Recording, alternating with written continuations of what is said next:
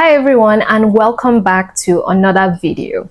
Now, if you're building or renovating something in Nigeria, you've probably heard the stories of fake building materials causing weak foundations, collapsing structures, and wasted money. But today, I'll show you how to spot substandard materials before you buy and protect yourself from being scammed. Let's get into it. Now, first, let's talk about the most common fake materials flooding the market. Number one is cement. I know, very sad, because cement is actually the most durable material out there for our weather, and that's the one they choose to fake. But anyway, now how can you tell? Some fake cement bags are actually just repackaged expired products. Others are usually low quality mixtures that won't give your project the strength that it needs. Now, number two is iron rods, also known as reinforcement bars. Now, fake iron rods are usually thinner than standard specifications. Using that means that your building won't have the right strength. And can you imagine using an iron rod that is thinner than what is actually required? This would mean that it can topple with the weight of the concrete and cement over time. Yikes. Okay, number three, we've got tiles and roofing sheets.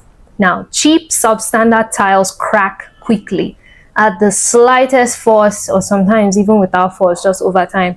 They start cracking and they start chipping off very easily, very fast. And as for fake roofing sheets, they usually rust after just a few months.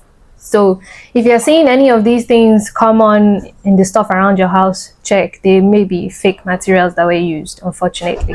So how can you tell if a material is fake? Here's what to look out for. Number one, check for certification marks. Look for SON, that is SON approved marks on cement and rods. If it doesn't have this, don't buy. Okay? Now, in case you're wondering what SON stands for, I'm going to put it up somewhere on the screen around here for you to see. You're going to be hearing that term a lot in this industry, so it's best you get familiar with it. Take a pen, write it down. Number two, like I said, I briefly mentioned this before when it came to iron rods. Number two, test the strength and the weight of the material. A standard 12 millimeter iron rod should not bend with light pressure.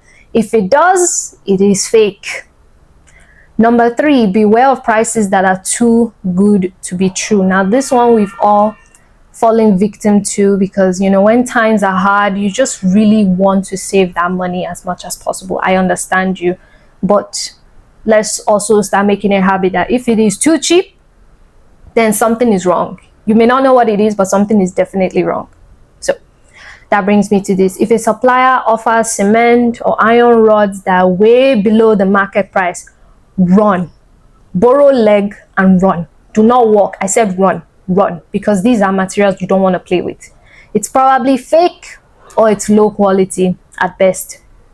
Number four, do the water test on cement. Good cement absorbs water gradually. That means slowly with time, okay? Fake cement, on the other hand, repels water or clumps immediately. So don't say, oh, it's acting fast, so that means it has to be the real thing. No. That's a bad sign as well. Too much of anything is a bad sign. So if it repels water too much, bad sign. If it takes to water too quickly, too nicely, also a bad sign. Now that you know what to avoid, where should you buy safe and quality materials? I'll tell you. Just hold on. Now, you should be buying safe and quality materials from trusted dealers and distributors. Stick to registered, well-known suppliers in your area. Number two, you can also buy from verified online marketplaces. I'm going to use platforms like Niger Spider, where sellers are usually vetted and cross-checked before they even pop up there in the first place. And then you can compare quality very easily. If it's online, if you can negotiate and talk to the sellers, you'll come up with something. So you can do that. Number three, ask for a receipt and a warranty. Always collect a receipt upon a purchase, and if possible, a quality guarantee Now, what do I mean by quality guarantee? Like, let's say you tell them, okay, when I buy rods from you, if I keep these rods in the house and I'm not building something immediately, if they do not rust, or maybe you buy tiles and if they do not start chipping within the next 2 years, or if they do start doing this, then I have every right to come back to your shop or to your store and demand a refund for my money, or demand a new product entirely. So this is what I mean by what they call it, a guarantee, a quality guarantee. And most of the time, if you ask for this and the supplier outright refuses and even fights you, that is a red flag.